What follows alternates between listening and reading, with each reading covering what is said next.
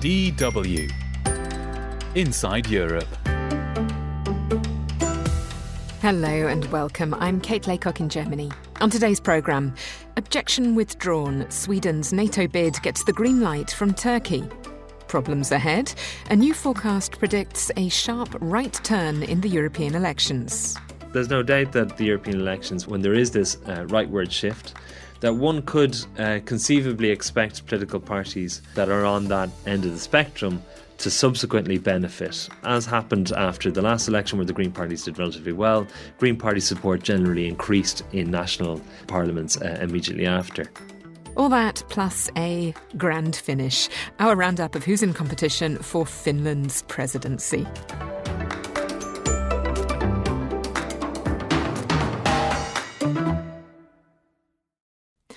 Sweden's bid to join NATO got a major boost on Tuesday, with the Turkish parliament finally ratifying its membership application.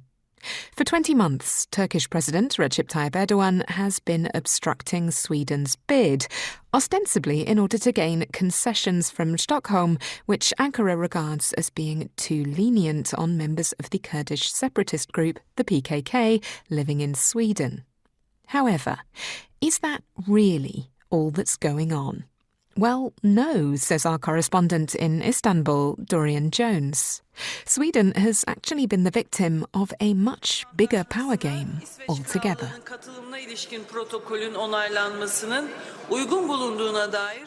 After 10 long months, the Turkish parliament overwhelmingly voted to ratify Sweden's NATO membership. The vote came after intensive diplomatic lobbying by NATO leaders led by Washington. While the ratification was held up by a long list of demands Ankara placed on Stockholm, the real cause of the delay was Turkish demands that the US Congress ratify the sale of American F-16 fighter jets to replace Turkey's aging air force. Özgür Ünlü Hısıkçılar of the German Marshall Fund in Ankara explains. This actually reflects the distrust between Turkey and it's become like a chicken-egg story, like who should act first? Now, the United States is concerned that they could actually give the F-16s and Turkey can still not ratify. And Ankara is concerned that Turkey could drop its only remaining card and the United States may still not respond. That's the problem. That distrust was exacerbated by the apparent lack of personal chemistry between Erdogan and US President Joe Biden, who in the past described the Turkish leader as a bully. But that impasse was broken by a rare phone call between the two leaders last month. It's reported Biden convinced Erdogan that he could only persuade Congress to allow the jet sale to Turkey if the Turkish parliament ratified Sweden's NATO membership. Sinan Ulgen of İDAM, an Istanbul-based think tank, says the deal was made last year. There is an agreement that was essentially stuck during the last NATO summit in Vilnius, whereby the US side would essentially start the formal notification of the F-16 package once the Turkish parliament ratifies the accession of Sweden to NATO. But the reason it took so long for Erdogan to agree is due to skepticism in Ankara as to whether Biden can get Congress on board. There's hostility in Congress towards Erdogan over his authoritarianism and threats to neighbours, including Greece. It's a rare issue that bridges the deep divide between Democrats and Republicans. Erdogan's strong backing of Hamas, calling it a liberation movement, has only added to that hostility. While Biden is increasingly seen as a lame duck president, failing to even secure funding from Congress for Ukraine, claims the analyst says in Öner of the Duvar news portal.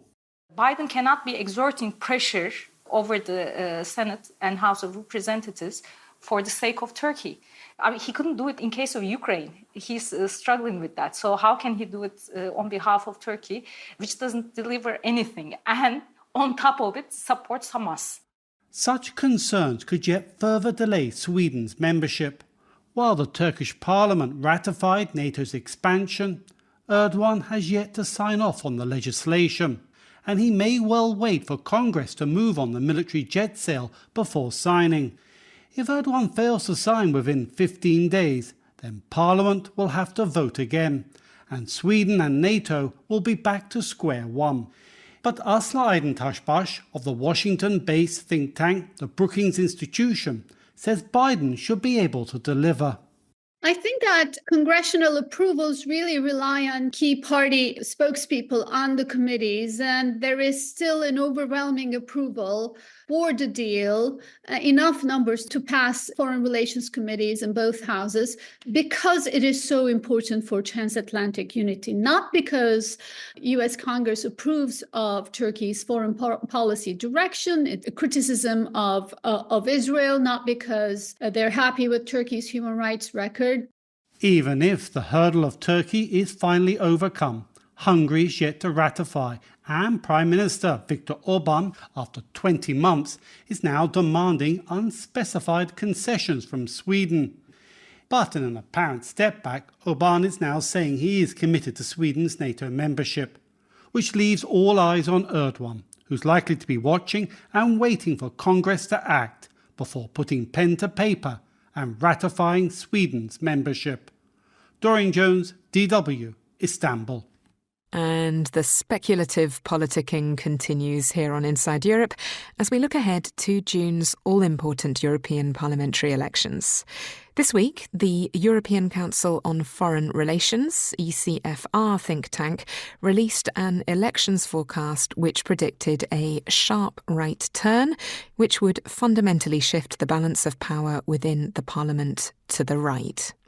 Earlier, I spoke to the report's lead author, Kevin Cunningham, about the findings and their possible implications.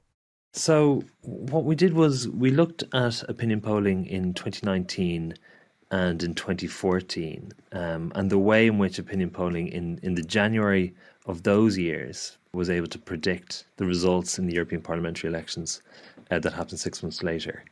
And we used all the information that we have today to be able to project what we believe might be the most likely composition of the European Parliament at the elections in this June. What we find is quite a significant shift towards the right of the Parliament. So, for example, the ECR group moves from 67 seats to 85 seats. Identity and Democracy, an even further right-wing group, moves from 58 seats to 98 seats. And that in and of itself changes the way in which the Parliament shifts. Other parties, such as the Green Group, shift down from 71 down to 61. Renew Europe go from 101 seats down to 86 seats. I mean, overall, it's a rightward shift in the electorate. And it's a function of events that have happened across Europe. I mean, normally, from one election to the next, you might expect, an increase in support for, say, a left-wing party in one country to cancel out in another country. So in theory, we shouldn't necessarily expect massive shifts in support at European parliamentary elections because, each national parliament and the support of each party in each country has idiosyncrasies which invariably should cancel one another out. But the fact that we're observing this rightward shift overall is an indication of a general rightward shift in European politics since 2019. And obviously, remembering that in 2019, that was already a significant rightward shift on the 2014 results. So this is quite interesting because if you remember, 2019 came after, a lot of increased salience of immigration right throughout Europe. And yet, even today, we have a further shift. So I think it's quite remarkable and quite indicative, I guess, of future difficulties at the European Parliament in terms of passing legislation and the sorts of legislation that the European Parliament has passed thus far. Right. Could we zoom in on those difficulties a bit? What are the implications in terms of policy and Europe's ability to deal with crises ranging from borders to the climate? Yeah, the climate issue is probably the best example of this because at the most recent European parliamentary term, there was a vote on the nature restoration law. That was a relatively tight result. There were 324 against rejecting a commission from the proposal, 312 in favour. It was a relatively tight win, let's say, for climate back in July 2023. What is interesting is that if the parliament that we envisage was voting on that same piece of legislation, it wouldn't have passed. And not only would it not have passed, but it wouldn't have passed by a very substantial margin. It would have been, according to our numbers, about 393, effectively taking the anti-climate action position, and 321 taking the sort of pro-climate position. And so that's just an indication in of itself that it will be more difficult in the next parliamentary term to pass legislation in relation to climate change. That isn't as a result of the fact of these parties being explicitly opposed to climate action. They're generally more concerned with issues like immigration. So one could envisage in terms of issues like immigration, we could expect a very significant shift in policy from the European Union itself. You've talked about immigration there, but what other factors, Kevin, might be contributing to this shift? It's quite likely that the war in Ukraine is influencing this kind of rightward shift or something, because if you go back to 2021 and early 2022, a lot of the elections that took place in that particular period revealed a relative increase in support for the centre-left. You know, these radical right parties weren't doing particularly well 2 years ago even. But 2023 seems to have been a very, very good year for these parties. And they're rising quite sharply in a lot of countries just in the last year. It might be the case also that trend continues, and that what we're observing is just based on a projection that wouldn't necessarily accommodate for a potentially sharp increase in support for these parties between now and the actual election itself. So our estimates are just based on, you know, the general way in which parties can convert their popular support in the January of the European election year compared to how they actually do in June of that year.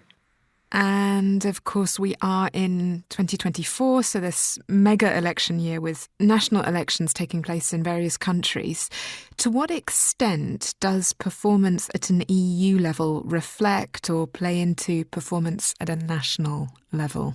There's no doubt that the European elections, when there is this rightward shift, that one could conceivably expect political parties that are on that end of the spectrum to subsequently benefit, as happened after the last election where the Green parties did relatively well. Green party support generally increased in national parliaments immediately after. And there's obviously a number of elections coming up, most immediately the Austrian general election. You also will see in our figures that Rassemblement National in France are doing very, very well. Approval ratings for Emmanuel Macron are relatively poor, although in France, approval ratings of presidents tend to be relatively poor. But it does seem that they are perhaps more likely than not to potentially win the next French presidential election.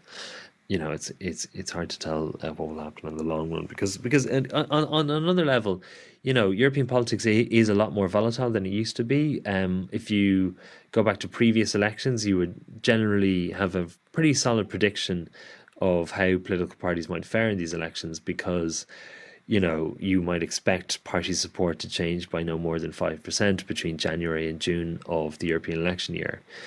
But at the last time, those average changes were much bigger. So, you know, there is enormous volatility as well.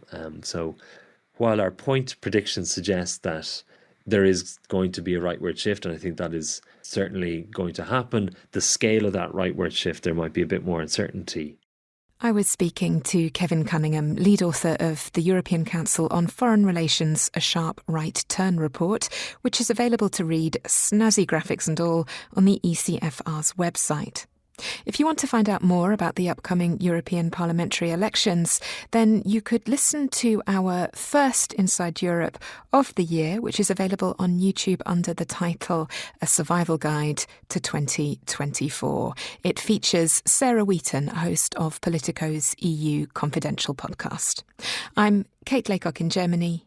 You're listening to Inside Europe.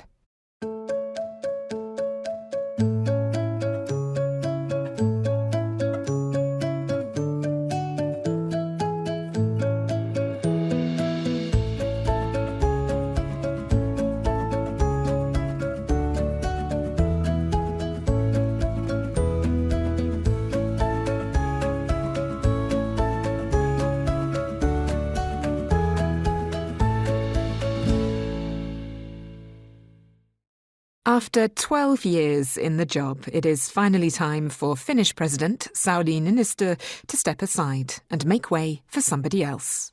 But with 9 candidates all competing for the presidential post, how are Finns going to decide between them? Will they be swayed by national security or by TikTok? Terry Schultz has been finding out. Finnish President Sauli Niinistö has overseen some of the most dramatic changes his country has undergone since World War II. When he took office in 2012, Finland had a stable, if cautious, relationship with its huge neighbor Russia, with which it shares a 1,340-kilometer border. Moscow's first invasion of Ukraine would only take place 2 years later. Today, those candidates vying to replace Niinistö are dealing with a hostile and aggressive Russia, waging war on Ukraine. But they do so as a NATO ally, something unimaginable when Niinistö's first term began. Jukka Savolainen is a Finnish analyst on border security with the Helsinki-based European Centre of Excellence for Countering Hybrid Threats. The whole society was indoctrinated to understand that we have a big neighbor. We'd better take their interest into account and try to be in a positive way cooperating with them and doing business and everything. And this was tried, and now we have had huge losses in economy and huge fear in terms of military threat, etc. So yes, the change is good. The change is clear. It exceeded what anybody could see as happening. As a result, this has created a unique situation in which there's virtually unanimity among the candidates when it comes to relations with Russia. There's no consideration of returning to business as usual, which was a lot of business, unless and until Russia ends its war on Ukraine. The dominance of the war and the end of any debate over whether to join NATO has resulted in the top candidates sounding very similar to each other, says an expert in Finnish voting behavior, Theodora Helemäki from the University of Helsinki. How can there be differences in foreign policy right now when we are facing kind of financial difficulties? You can't be of different opinions there. You can't be of differing opinions about NATO anymore because we just entered there. You can't be of differing opinions about national security. So these are kind of big questions which kind of have obvious answers. So there is no differentiation in policy in that sense. The 3 candidates topping the polls are quite close together. Alexander Stubb, a former prime minister and member of the European Parliament, is ahead. He's from the Liberal Conservative National Coalition Party. Close behind are Green candidate and former foreign minister Pekka Haavisto and Jussi Halla-aho from the right-wing Finns party. Despite minor differences on issues such as China or migration, there's not a lot of daylight between them, Helemäki notes. A lot of our presidential candidates have a very good CV. If you look at their CV, they're perfect for the job. They're perfect as presidents. They have a lot of experience from international politics and domestic politics. But not all of them are as charismatic or as appealing to a wider range of the Finnish population. Charisma, not something that's always been a top priority in Finnish candidates, but that was before social media and a distinct evolution in Finnish society to want a more personal relationship with their president. Frontrunner Alex Stubb in years past faced huge criticism for being too outgoing and sharing too much information on social media. But Silja Porkala, a youth participation expert with the Finnish Youth Council Allianssi, says these qualities are now contributing to Stubb's success. It's a different world. Social media has changed the game very much. So the things that you used to get criticized about or the things that took away your credibility, they are not the same things anymore, at least among younger voters. You have to go to their level and, make contact with them on the places that younger people really are, if you want them to vote for you. And in Allianssi's mock election, with some 90,000 students too young to cast real ballots, Alexander Stubb was the victor. Among eligible citizens, by the time in-person voting takes place Sunday, a record number, 44%, will have already cast their ballots in advance. With neither frontrunner Stubb nor any other candidate expected to sweep half the votes, a second round with the top 2 will be held February 11th. Terry Schultz, DW, Helsinki. Just time now for this.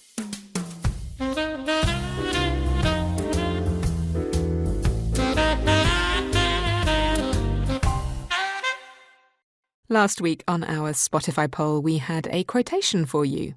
We are confronted with the fierce urgency of now. There is an invisible book of life that faithfully records our vigilance or our neglect. Now, an overwhelming majority of you thought that the quotation was from Britain's wartime Prime Minister Winston Churchill, but those words were actually said by Dr. Martin Luther King Jr. in his 1967 Beyond Vietnam speech. So congratulations to the few of you who did get it right. This week, Inside Europe's marking the release of the 2024 Oscar nominations by holding a little contest of its own. To all my fellow nominees, if you're Irish or not, you're all legends. You're stunning work. I salute you. Yeah, we so enjoyed the Irish takeover at the Golden Globes that we thought we would invite you to vote for your favourite male Irish actor. Colin Farrell, by the way, has already got our editor's vote, but I am going to enable multiple choice since it takes a stronger woman than me to decide between the likes of Paul Mescal. I want to thank the cast. I'm probably forgetting people and I'm incredibly nervous, so... my mum and dad at home, I love you. So thank you. I don't know what else to say. Barry Keoghan. That's good, bro. I'm only doing Irish press. How are you feeling? Good, bro. All good, yeah. Excited. Cillian Murphy. Oh boy. First question, do I have lipstick all over my nose? I'm just going to leave it. And Andrew Scott. Well, it's just nice that people are going to see the film, you know what I mean? That's what it does. It highlights the movie, and I really, really would love people to go and see this film in whatever way they can, but I'd love people to go and see it in the cinemas because it's a real kind of collective experience, you know. Anyway, you know what to do. Head over to this week's edition of Inside Europe on Spotify to have your say. Inside Europe is, of course, also available on all the other usual platforms, as is... I'm Andreas Becker. I'm Nicholas Martin. This is the story of the biggest cannabis scam ever. This is the story of Juicy Fields. I've lost 20k. I had 350,000 euros in the account. And the scam might just continue. We have owners that sometimes like to be flashy, hence why they like cannabis and crypto. Money, green, you know, like everybody likes money. In this investigative podcast series, we entered a world that we never expected to find. It bears all the trademarks for Russian mafia. It's a fantasy. People want that the Russian is the very best. Stop fantasy. This is Cannabis Cowboys. A story about big dreams, juicy money, and never-ending hype. Find Cannabis Cowboys wherever you get your podcasts. Cannabis Cowboys, by the way, is one of the podcasts featured on DW's new DW Podcasts channel on YouTube. We're there as well, but we're very much aware that we're in the trial phases still of using this new platform. So if you have any tips or feedback about the way that we're presenting ourselves there or interacting with people on the platform, then please do let us know either via the platform itself, of course, or by dropping us a line at insideeurope@dw.com. That feedback address is, of course, as always, open for all your comments and ideas for future shows. You are, of course, listening to Inside Europe. I'm Kate Laycock in Germany.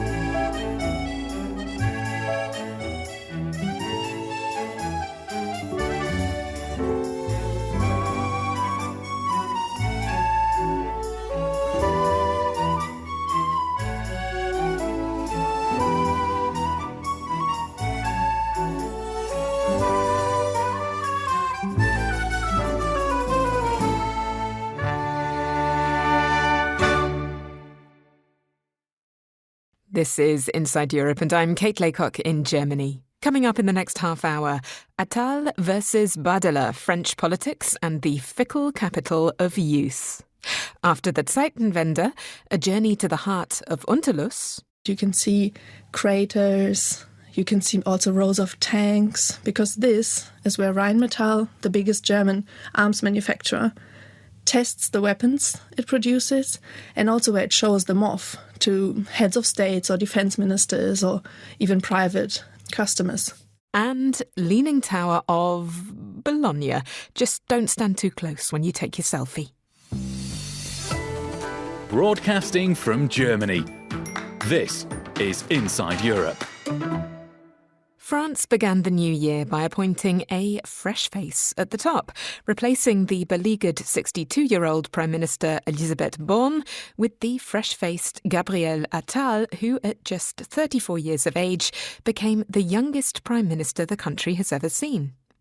President Macron, himself only 46, said that by nominating Attal, whose previous roles include government spokesperson and a very short stint as education minister, he was rearming and revitalising his presidency. But by promoting youth, Macron may also be aiding his opponents. As John Lawrenson reports from Paris, the coming years are now likely to centre on a duel between Gabriel Attal and the president of Marine Le Pen's Rassemblement National party, 28-year-old Jordan Bardella. Cela a été dit ces dernières heures, j'ai pu le lire ou l'entendre. It's been said, and I've heard and read, the youngest president in French history appoints the youngest prime minister in history. Gabriel Attal speaking just after his nomination.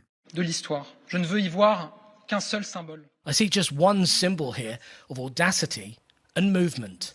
The symbol too, perhaps, of confidence in the young generation that deserves that we fight for it ceaselessly.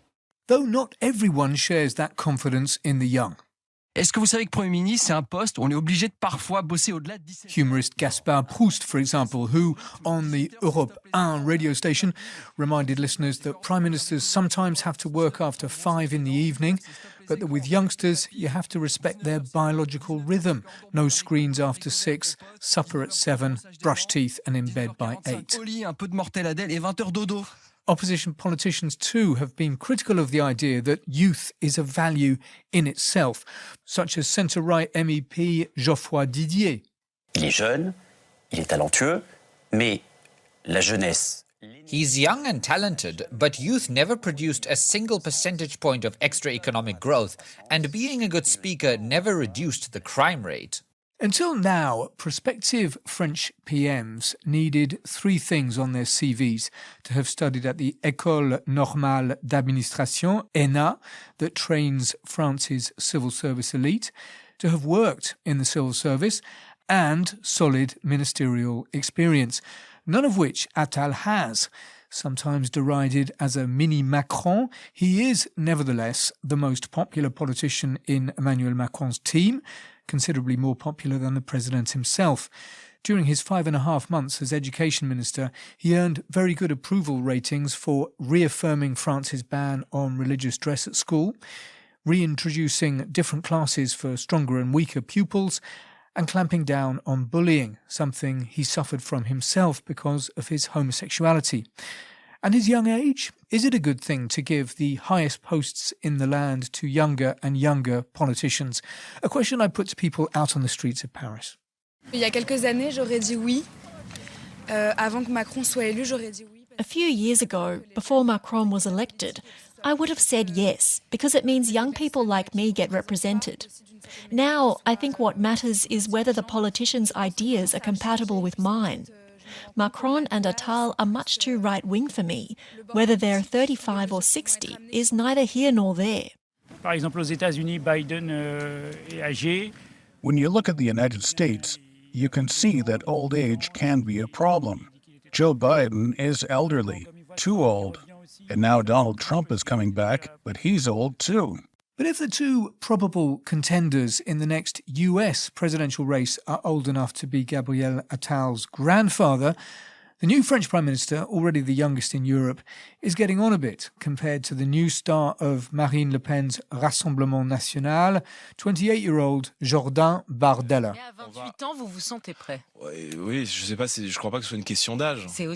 Who, as it happens, was questioned on French public radio quite recently in quite a scathing way about his being old enough to become Prime Minister should Marine Le Pen win the next presidential election. There's an interesting equivalence between the two men, Attal and Bardella, the roles they play for their respective mentors. They've already crossed swords on numerous occasions on French radio and television. They met by chance once on a plane to Marseille and spent the whole flight in conversation. There is a sort of generational complicity between the two. They are in no sense friends, but they do use the familiar tu when addressing each other. They agree about nothing, says Attal, but they respect each other. It's funny, says Bardella. Whenever one says something, he knows what the other is going to say back. But, says Gilles Ivaldi, researcher with the French political science institute Sciences Po, their backgrounds couldn't be more different. Bardella comes from a working class background. He's from an immigration background as well. He was raised in one of those city suburbs near Paris. And so he very much represents the sort of voter that the Rassemblement National is appealing to, working class or lower middle class, self-made man. Whereas Attal is very much the typical bourgeois coming from an urban and, upper class background in Paris. So they are very different in that respect. And somehow they sort of represent the electoral constituencies of their respective parties, which is quite interesting. So what about the consequences of Attal becoming Prime Minister for the competition between the two men? Martial Foucault, director of the Political Science Centre Cevipof, thinks it's negative for Bardella. C'est une mauvaise nouvelle aussi, je pense, pour le... This is bad news for the Rassemblement National, which, like the governing political alliance, has got a lot younger thanks to the rise of Jordan Bardella. But we can imagine that Bardella's advantage would have been greater if he'd been up against older opponents. But fellow political scientist Gilles Ivaldi says it might in a way be positive for him. It might help Bardella in the sense that it's now clear that we can have a new generation of politicians in France and that the young generation is slowly and progressively taking over, which means that Bardella could be next on that trajectory once Marine Le Pen goes out of national politics, or maybe even before that. So that's good for him. Whether or not the Attal nomination will help him or harm him in the long run, Bardella, France's youngest political leader, is, for the time being, doing very well. There was a recent opinion poll in France where people were asked who were their favourite celebrities. Among all the singers and actors and footballers and television presenters, there was one politician in the top 50, and it was him. John Lawrenson, DW, Paris. In way of contrast, here is a very different type of politician. Der 24. Februar 2022 markiert eine Zeitenwende in der Geschichte unseres Kontinents. Germany's Chancellor Olaf Scholz, 65, is hardly a youthful media star, but that speech that we've just played there made such a mark on Germany that it's become known simply as the Zeitenwende speech. Made just days after Russia's full-scale invasion of Ukraine, it announced a changing of the times, a major shift in both German foreign policy and Germany's understanding of its place in Europe and the world. Pacifism was out, defence and security were in. The reverberations of this national repositioning have been felt throughout the country, but perhaps nowhere more so than in the northern German village of Unterlüß, a community whose fortunes are almost entirely bound up with those of Germany's biggest weapons manufacturer, Rheinmetall. Peace means I will lose my job, was the sobering title of a long-form reportage from Unterlüß, which appeared in the December edition of The Dial, a new international magazine of reporting and writing. Its author, investigative journalist Tanja Rödtger, took me on a descriptive journey to the heart of Germany's Zeitenwende.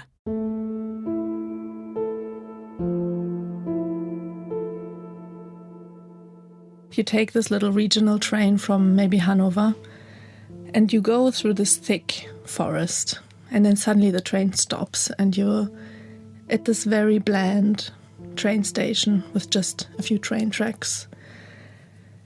And that's where the town starts. So the train station is in the south of the town, and then it develops north in a sort of rectangular shape. And you go down, maybe the main road would take you maybe 20 minutes to cross through the whole town.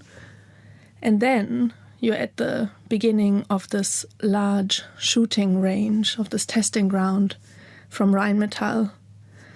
The town itself was founded in 1850, kind of with a train stop. And it was supposed to help the workers transport wood and also work in the nearby mines. And in 1899, Rheinmetall settled here because they bought this land, which is to the north of the town. And if you look on Google Maps or the like, on satellite images, which I really recommend you do, because it's very impressive to see this long, piece of flat land in the forest north of this town. The town fits maybe 3.5 times into this space of the testing ground. And if you zoom into this testing ground, you can see craters, you can see also rows of tanks, because this is where Rheinmetall, the biggest German arms manufacturer, tests the weapons it produces, and also where it shows them off to heads of states or defense ministers or even private customers. And if you walk through this town, you turn left, you look left and right down the roads, again which end in just forest. So you're kind of surrounded the whole time by this forest, making it a little bit uncanny, the whole atmosphere. The first time I went there, it was foggy, so it really did feel a bit like, where have I ended up? And then you get the soundscape. You hear the weapons tests and the gunshots and the explosions, and it makes it even more uncanny. And I'm really now quite fascinated by this town, because I like this idea that it was set up artificially, kind of for business. And now these people live there. It fell from the sky, one of the people that you speak to in your article says. Exactly, the priest, fittingly. The priest of the town said Unterlüß fell from the sky. Yeah. As I mentioned to you when we were talking about this interview, I live in Düsseldorf, which is where the Rheinmetall offices are based, is where the headquarters are. Very, very different. They have their own Rheinmetallplatz, which is where the headquarters are. They're big and they're glass and they're shiny. It's all people in suits coming and going. I presume that's where Rheinmetall's CEO Armin Papperger has his office. I don't know that for sure, but I'm assuming he's on a multi-million salary.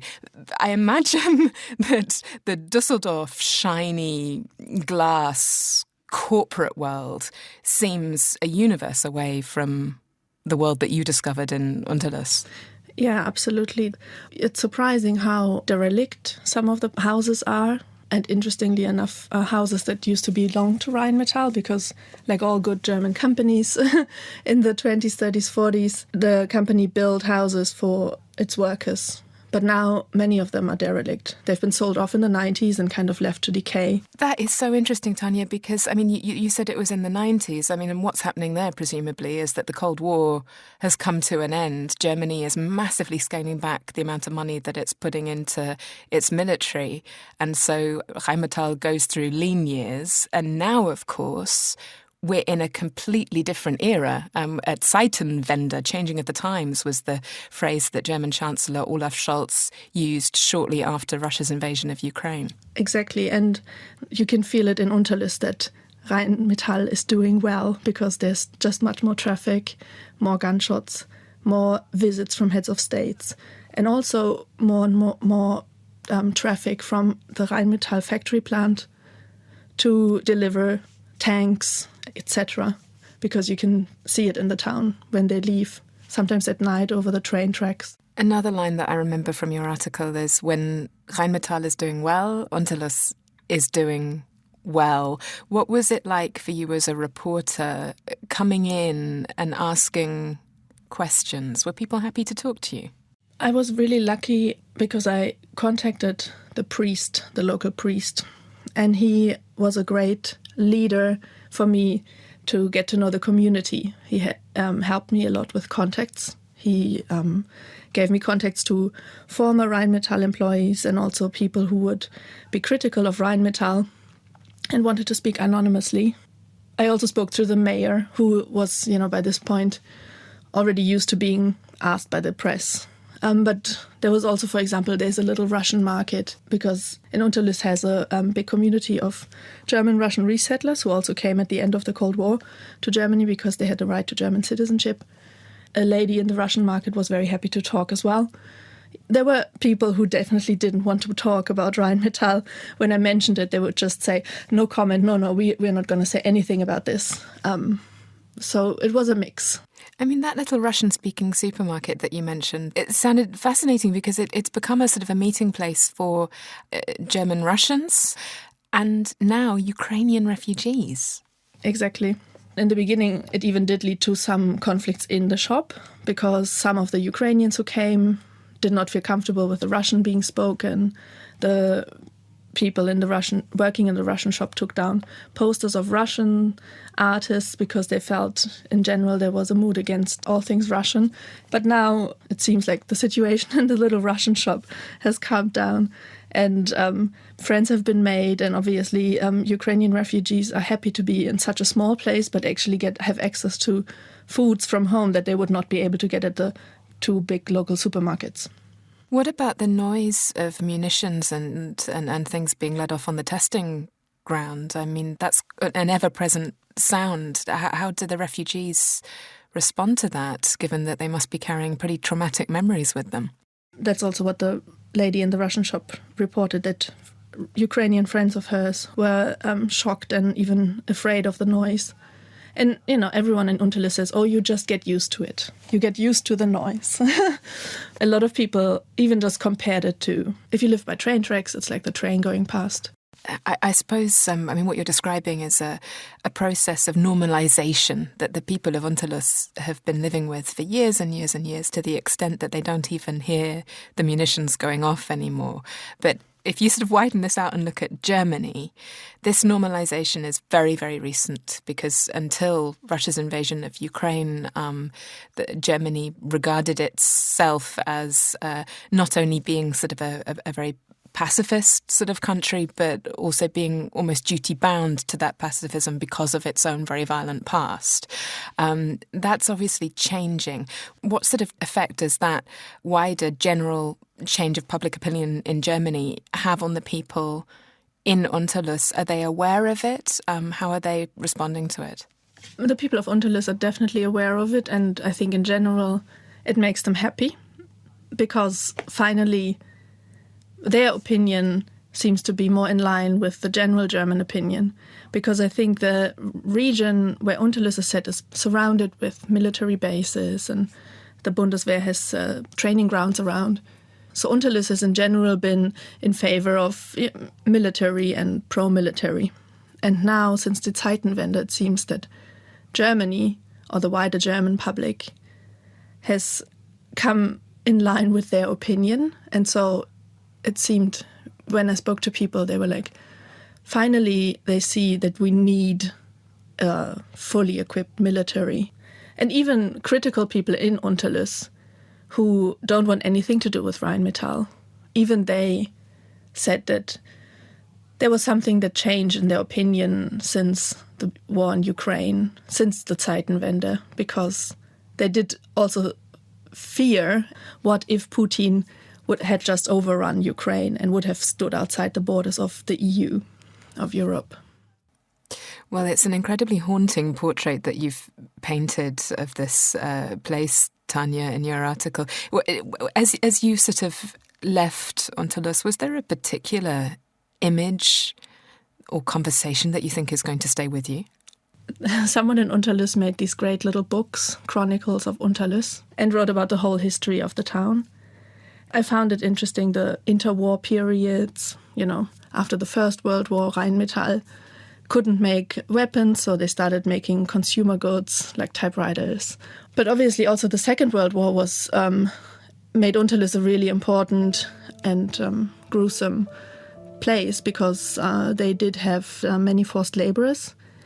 And even in the town you can still see traces of where the forced laborers would be housed. And on the graveyard you see graves, mass graves, of deceased forced labourers and their children, because there was also for the children of the forced labourer women, there was a little special barrack. And then you can see gravestones that says here buried 4 Polish children, and that's quite haunting, I think.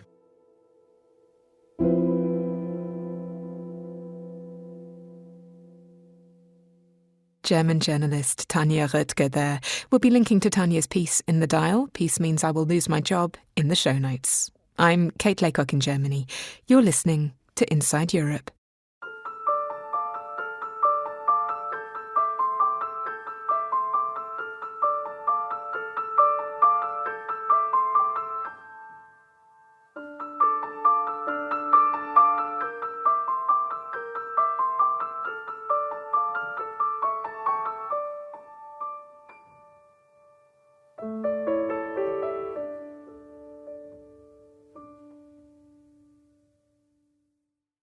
Until last year, Italy's only world-famous leaning tower was the one in Pisa.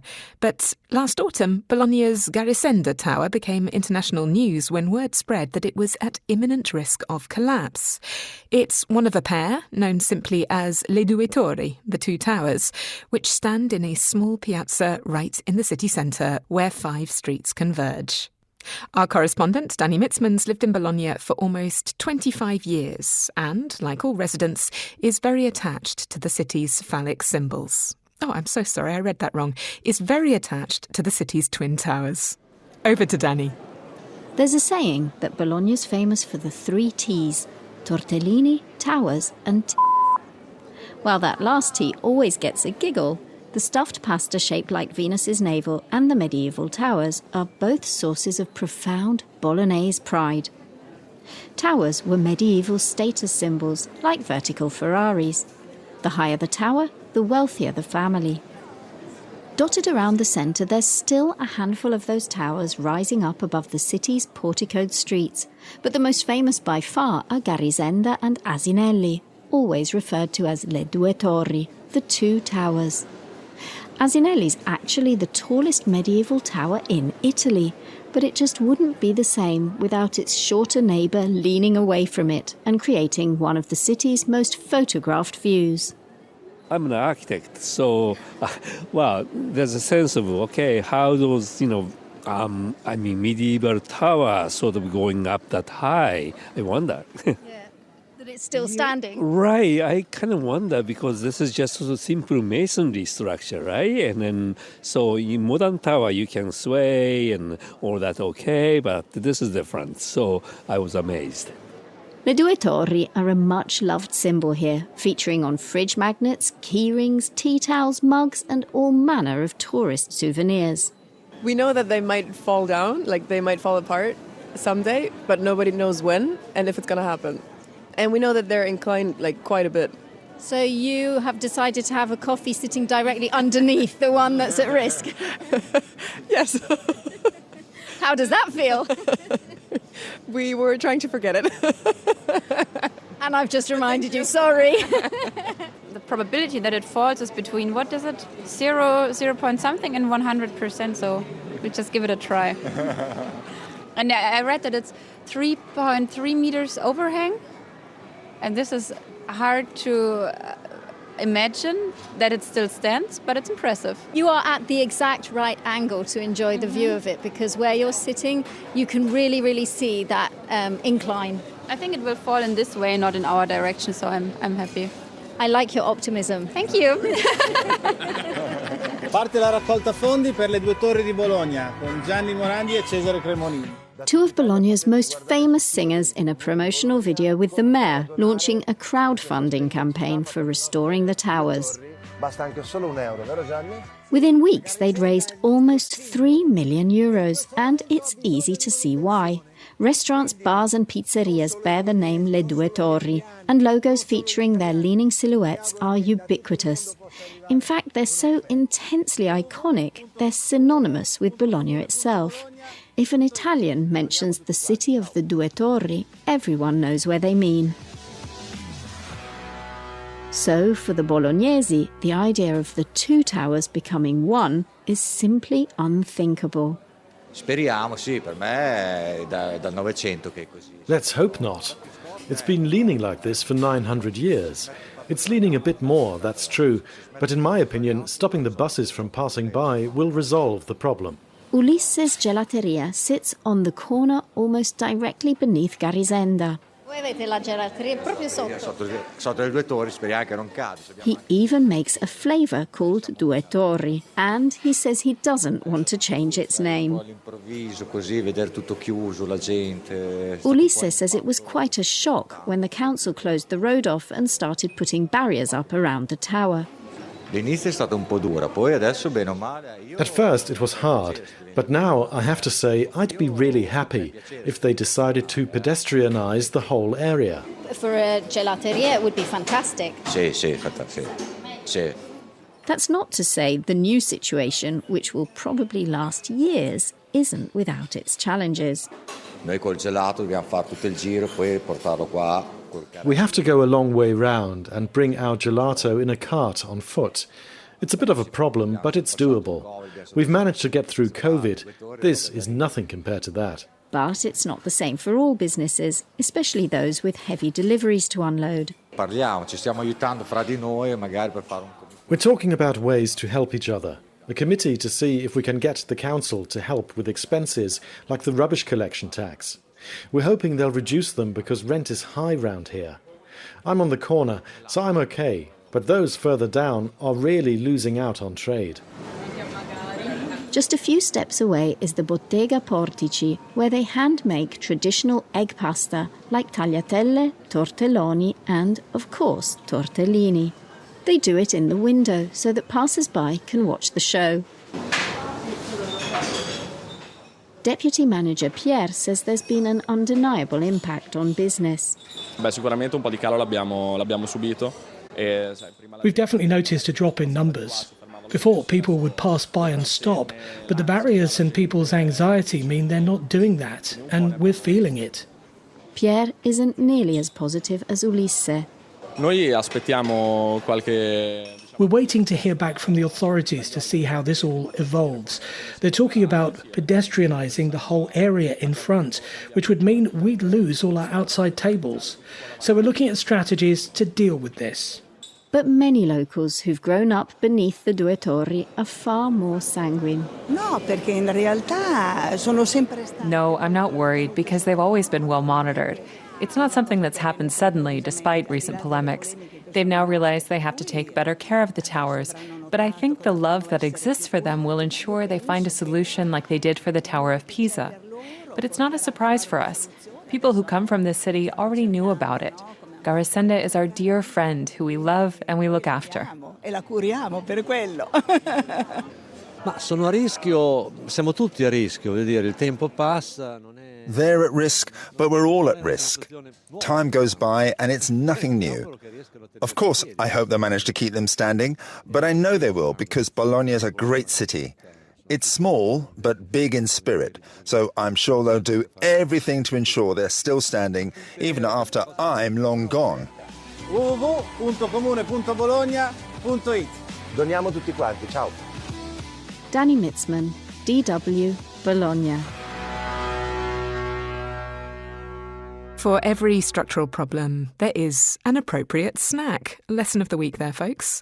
That is it for today. The feedback address is insideeurope@dw.com. This programme was produced by Helen Seeney with help from me, Kate Laycock, and sound engineer Ziad Abu Sleiman. Inside Europe comes to you from DW in Germany.